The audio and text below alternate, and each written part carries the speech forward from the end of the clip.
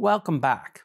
Okay, so we are going to dive into the internal family systems model of therapy right now, and I'm just going to give you an overview so you can get a sense of what we're talking about here relative to IFS. And then we're also going to talk a little bit in this module about integrating other models of therapy within the IFS model, as we see that integration is really important when we're going to work with our clients.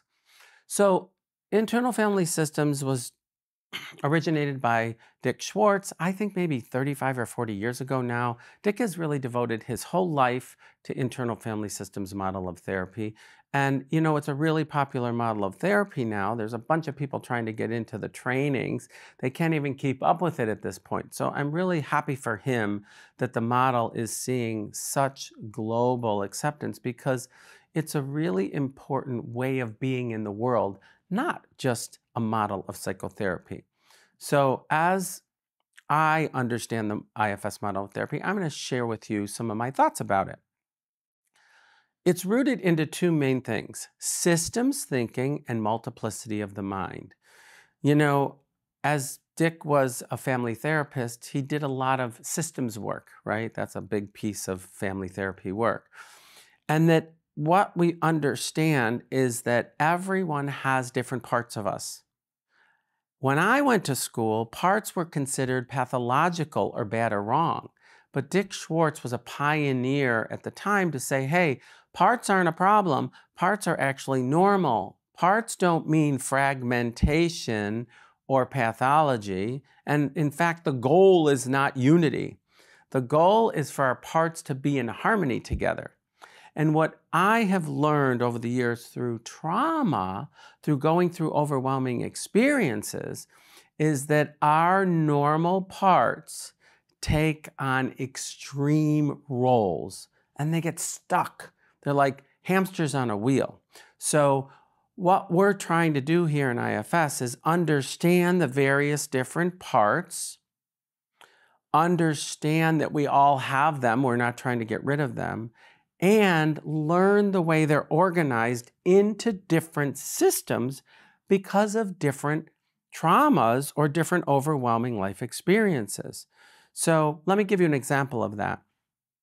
Say you're working with somebody who was bullied when they were in school. Common scenario for many kids growing up. If you're bullied in school, or if you're working with a client who was bullied in school, they would have several different parts organized around the bullying experience. The part that holds the pain, the shame, and the humiliation of being treated badly. The part that is angry and pissed off and wants to retaliate. The part that may be shy and wants to run away and hide. The part that is desperate for someone to come in and protect.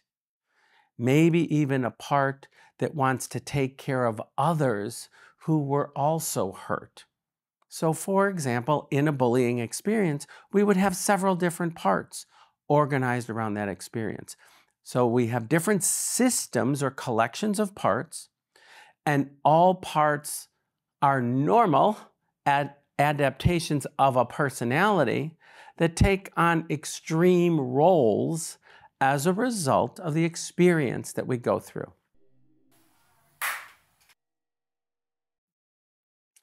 Now, I have to tell you, this slide is inaccurate now, and I kind of love that it's inaccurate. This is a slide that once upon a time I put, you see the first thing here, permanent healing of emotional wounds. I don't believe it anymore, people. I don't believe wounds can be permanently healed. So I look at this and I love the evolution of my work, because once upon a time I had this belief, wounds can be permanently healed. It's not what I experienced personally, and I don't see it in my clients. So bummer, sorry, it's not the way it works in my experience. Here's the way I see that. I do believe we can release the energy, the trauma energy that people absorb as a result of their overwhelming life experience. I've felt it and I've seen it in my clients. And once we release that energy, we elevate to a new level and we interact in the world in a new way. And it's a change and it's an elevation. And then those old wounds can get reactivated again, right? For all different circumstances in our present day life. But we're not approaching them the same way. We're not carrying the same energy, but we approach it from a different place. We learn a new dimension of the healing experience, and then we grow and evolve from there. So I see wounding now, not permanent healing, a constant elevation of clarity and release and new learning each time we encounter it. So I'm kind of glad this slide is up here because it brings up a really important point for me around healing. Parts, as I said, are released from their extreme roles. We don't get rid of parts, but boy, do they fear that we're trying to get rid of them. And I hate to say it, but many of you therapists out there are trying to get rid of your parts, right? Stop the drinking. Don't cut. Don't be depressed. I don't think that's the message for these parts. I think the message is, can we free you up from your job? Kind of say, are you interested in retiring? Like when people retire, we don't get rid of them. We get rid of their role that they did for all these years as working. That's the way I see it with parts. You no longer have to do the job. We're not getting rid of you. It can be a choice, not a have to. The other thing that happens in IFS, and boy, this is such an important point for me and something that I really believe does not get enough attention, is restoring parts' trust and self-leadership. And what I mean by that is this. As a result of trauma, there is a chasm, a break that gets created between the self and the parts. Now, I'll talk about what self means later, but there's a chasm that gets created, a severing between who we are and who our parts are. They're disconnected. One of the main therapeutic tools, from my perspective, in any trauma healing is restoring those internal connections. That in and of itself is hugely therapeutic. It's attachment work at its finest. Trauma causes internal severing of attachment relationships between self and parts. And before we run to heal the wounds, we have to repair the relationships. It's a reparative journey in any trauma healing. Look, trauma is a violation of a relationship at its core, internally as well as externally. We're going to heal and repair the internal relationships as well as increase somebody's capacity to be able to navigate external relationships. You know that saying, you can't love someone else if you can't love yourself? Well, I'm going to adapt that a little bit and say, you're not going to be able to have any healthy relationships with people in your life until you have healthy relationships with your parts inside. So we're going to do that inside work of repairing those internal relationships so that we can navigate connections in our life in a different way. And sorry to call everybody out, including myself, we're horrible at internal connection. We kind of suck at it, to tell you the truth. We are always out on our phones, being busy, doing, not being.